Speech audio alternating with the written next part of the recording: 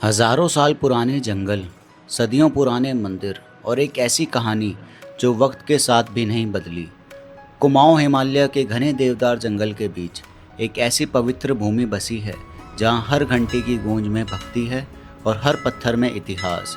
ये सिर्फ एक जगह नहीं, ये एक एहसास है, एक ऐसा सफ़र जहां प्रकृति, आस्था और इतिहास एक साथ जीते हैं। ये है जागेश्वर धाम।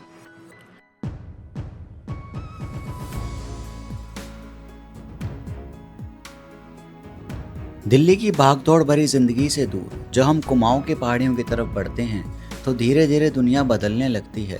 शहर का शोर पीछे रह जाता है और उसकी जगह ले लेते हैं पहाड़ों की खामोशी, ठंडी हवा, आसमान को छूते ये देवदार के पेड़ और हर मोड़ के साथ बदलता हुआ एक नज़ारा।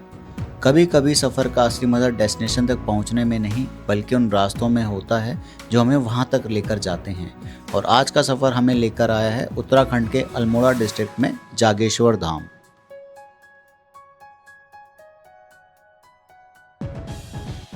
जब पहली बार इन प्राचीन मंदिरों को देवदार के पेड़ों के बीच देखा तो एक पल के लिए ऐसा लगा जैसे हम वर्तमान से निकलकर सदियों पुराने इतिहास में आ गए हैं। यहाँ सिर्फ एक मंदिर नहीं है बल्कि प्राचीन मंदिरों का एक ऐसा समूह है जहाँ हर संरचना अपनी एक अलग कहानी बयां करती है। हर शिखर, हर नक्काशी और हर पत्थर अपने अंदर एक युग की यादें संभाले हुए है। जागेश्वर धाम की सबसे खास बात है यहाँ का सुकून। ये वो जगह है जहाँ कुछ देर रुकने के बाद आपको अपने आसपास की खामोशी भी सुनाई देने लगती है।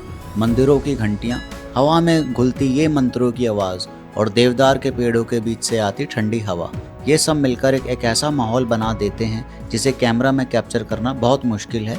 इसे सिर्फ महसूस किया जा सकता है। जागेश्वर धाम सिर्फ आस्था का केंद्र नहीं बल्कि भारत की प्राचीन विरासत का एक अनमोल हिस्सा है। माना जाता है कि यहाँ के अधिकतर मंदिरों का निर्माण 7वीं से 12वीं शताब्दी के बीच कत्यूरी और चंद वंश के शासकों के समय हुआ था। यहाँ लगभग 124 प्राचीन मंदिर हैं जो हिमालय रीजन के प्राचीन शिल्पकला और संस्कृति को दर्शाते हैं। कई भक्तों की आस्था इसे भगवान शिव के नागेश ज्योतिर्लिंग से भी जोड़ती है, लेकिन इस जगह की सबसे बड़ी पहचान है सदियों से चलती आ रही शिव भक्ति।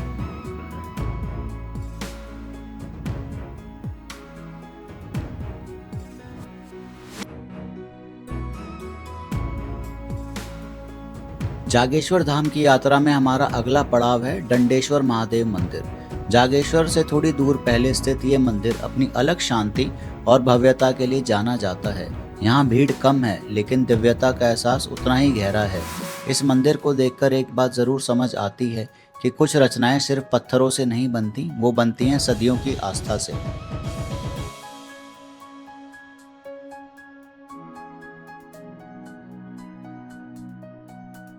इसके बाद आता है कुबेर मंदिर। भगवान कुबेर को धन और समृद्धि का देवता माना जाता है, लेकिन हिमालय की इन वादियों में आकर समृद्धि का मतलब कुछ और ही लगता है। यहाँ असली धन है ये शांति, ये प्रकृति और वो पल जो हमेशा के लिए याद बन जाते हैं।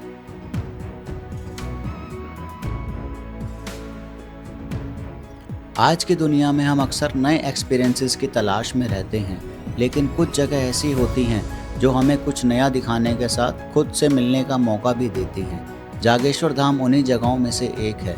यहाँ आकर समझ आता है कि कुछ कहानियाँ किताबों में नहीं मिलती, कुछ कहानियाँ हवा में होती है, पेड़ों में होती हैं और उन प्राचीन पत्थरों में होती हैं जो सदियों से सब कुछ देख रहे हैं।